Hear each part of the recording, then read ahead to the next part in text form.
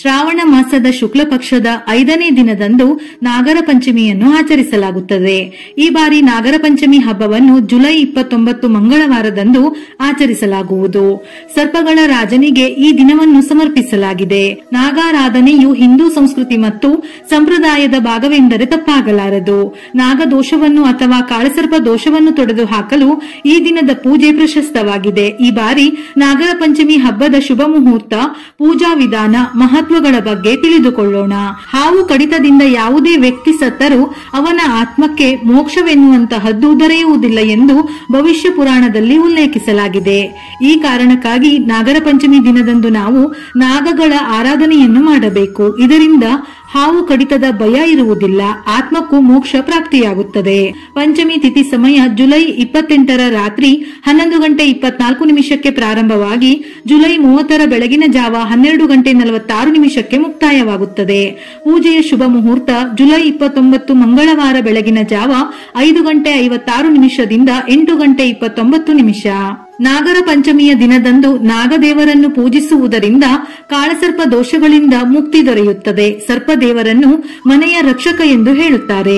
ಈ ದಿನ ನಾಗದೇವರನ್ನು ಪೂಜಿಸುವುದರಿಂದ ಮನೆಯಲ್ಲಿ ಸುಖ, ಶಾಂತಿ, ಸಮೃದ್ಧಿ ನೆಲೆಸುತ್ತದೆ ಎಂದು ಹೇಳುತ್ತಾರೆ. ಅದೇ ಸಮಯದಲ್ಲಿ ನಿಯಮಗಳು, ವಿಧಿವಿಧಾನಗಳ ಮೂಲಕ ಪೂಜೆ ಕೈಂಕರ್ಯಗಳನ್ನು ಮಾಡುವುದರಿಂದ ಮಹಾದೇವನು ಪ್ರಸನ್ನನಾಗುತ್ತಾನೆ. ವ್ಯಕ್ತಿಯ ಪ್ರತಿಯೊಂದು ಆಸೆಯನ್ನು ಪೂರೈಸುತ್ತಾನೆ. ಇದಲ್ಲದೆ ನಾಗರ ಪಂಚಮಿಯಂದು ಪೂಜೆ ಮಾಡುವುದರಿಂದ ಜಾತಕದಲ್ಲಿ ಕಾಳಸರ್ಪ ದೋಷದ ಪ್ರಭಾವವು ಕಡಿಮೆಯಾಗುತ್ತದೆ. ಭವಿಷ್ಯ ಪುರಾಣದ ಪ್ರಕಾರ ಅಷ್ಟ ನಾಗದೇವತೆಗಳನ್ನು ಈ ದಿನದ ದೇವರೆಂದು ಹೇಳುತ್ತಾರೆ. ಇದರಿಂದ ಈ ದಿನ ಆ ಎಲ್ಲಾ ನಾಗಗಳನ್ನು ಪೂಜಿಸಬೇಕು. ಆ ನಾಗದೇವತೆಗಳ ಹೆಸರುಗಳು ಅನಂತ, ವಾಸುಕಿ, ಐರಾವತ, ಮಹಾಪದ್ಮ, ತಕ್ಷಕ, ಕುಳಿಕ, ಕಾರ್ಕೋಟಕ ಮತ್ತು ಶಂಖಪಾಲ. ಈ ಸರ್ಪಗಳ ಆರಾಧನೆ ಮಾಡುವುದು ಬಹಳ ಶ್ರೇಷ್ಠ. ಪೂಜೆ ಮಾಡುತ್ತಾ ಈ ಹೆಸರನ್ನು ಹೇಳುತ್ತಾ ಪೂಜೆ ಮಾಡಿದರೆ ರಾಹುಕೇತು ದೋಷಗಳು ನಿವಾರಣೆಯಾಗುತ್ತದೆ. ನಾಗರ ಪಂಚಮಿಯ ದಿನ ಅಂದರೆ ಮಂಗಳವಾರದ ದಿನ ತಪ್ಪದೆ ಸ್ನಾನದ ನೀರಿಗೆ ಅರಿಶಿನ, 2 ಹನಿ ಗೋಮೂತ್ರ, ಪಚ್ಚ ಕರ್ಪೂರವನ್ನು ಸೇರಿಸಿ ಸ್ನಾನ ಮಾಡಬೇಕು. ಮುಂಜಾನೆ ಎದ್ದು ಸ್ನಾನ ಇತ್ಯಾದಿ ಕಾರ್ಯಗಳ ನಂತರ ಪೂಜೆಯ ಸ್ಥಳವನ್ನು ಸ್ವಚ್ಛಗೊಳಿಸಿ ಪೂಜಾ ಸ್ಥಳದಲ್ಲಿ ಮರದ ಪೀಠವನ್ನಿಟ್ಟು ಅದರ ಮೇಲೆ ಕೆಂಪು ಬಣ್ಣದ ಬಟ್ಟೆಯನ್ನು ಹರಡಿ.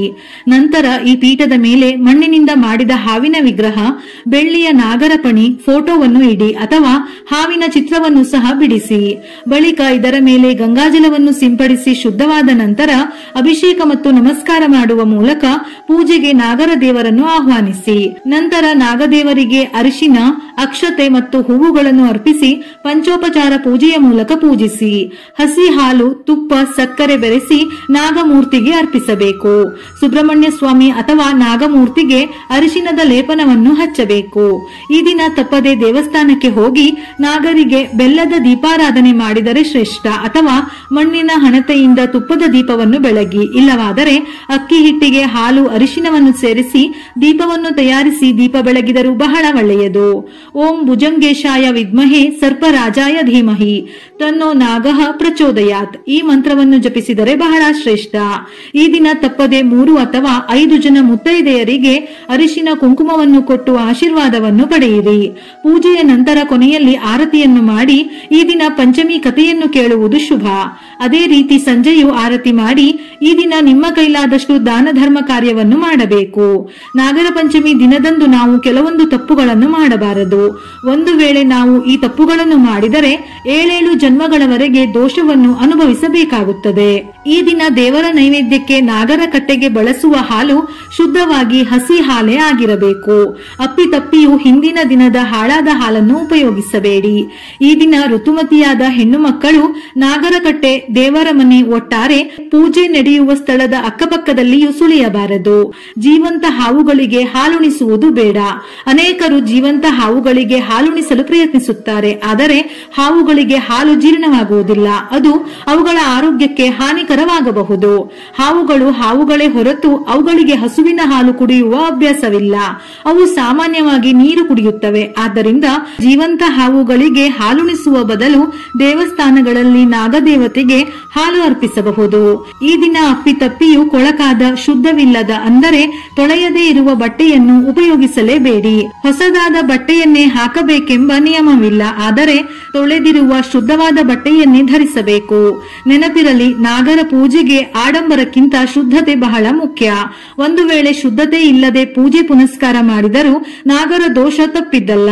ಈ ದಿನ ಭೂಮಿಯನ್ನು ಅಗೆಯಬಾರದು ಅಥವಾ ಭೂಮಿಗೆ ನೋವು ನೀಡುವಂತಹ ಯಾವುದೇ ರೀತಿಯ ಕೆಲಸವನ್ನು ಮಾಡಬಾರದು. ನಮಗೆ ತಿಳಿದೋ ಅಥವಾ ತಿಳಿಯದೆಯೋ ಹಾವುಗಳಿಗೆ ಹಾನಿಯುಂಟಾಗಬಹುದು. ಹಾವುಗಳಿಗೆ ಹಾನಿ ಮಾಡಿದರೆ 7 ಜನ್ಮಗಳವರೆಗೆ ಸರ್ಪದೋಷ ಕಾಡುವುದಲ್ಲದೆ ನಮ್ಮ ಕುಟುಂಬಕ್ಕೆ ಕಂಟಕವಾಗುತ್ತದೆ. ಇದರಿಂದ ಕುಟುಂಬವು ನಾಶವಾಗಬಹುದು. ಸಂತಾನ ಭಾಗ್ಯ, ಮದುವೆ, ಪ್ರತಿಯೊಂದು ಕೆಲಸಗಳಿಗೂ ತುಂಬಾನೇ ತೊಂದರೆ ಆಗುತ್ತದೆ. ನಾಗದೇವರ ಆರಾಧನೆಗೆ ಆಡಂಬರಕ್ಕಿಂತ ಶುಚಿತ್ವ ತುಂಬಾನೇ ಮುಖ್ಯ. ಮಾಡುವ ಪೂಜೆಯಲ್ಲಿ ಶುದ್ಧತೆ, ಭಕ್ತಿ ಇದ್ದರೆ ನಾಗದೇವರ ಸಂಪೂರ್ಣ ಅನುಗ್ರಹ ಮನೆತನಕ್ಕೆ ಪ್ರಾಪ್ತಿಯಾಗುತ್ತದೆ. ವಿಡಿಯೋ ಇಷ್ಟ ಆಗಿದ್ದಲ್ಲಿ ಮರೆಯದೆ ಲೈಕ್ ಕೊಟ್ಟು ನಿಮ್ಮವರಿಗೆ ಶೇರ್ ಮಾಡಿ. ಇದೇ ರೀತಿಯ ಮನಮುಟ್ಟುವ ಉಪಯುಕ್ತ ಮಾಹಿತಿಗಳಿಗಾಗಿ ಮತ್ತೆ ಭೇಟಿಯಾಗೋಣ.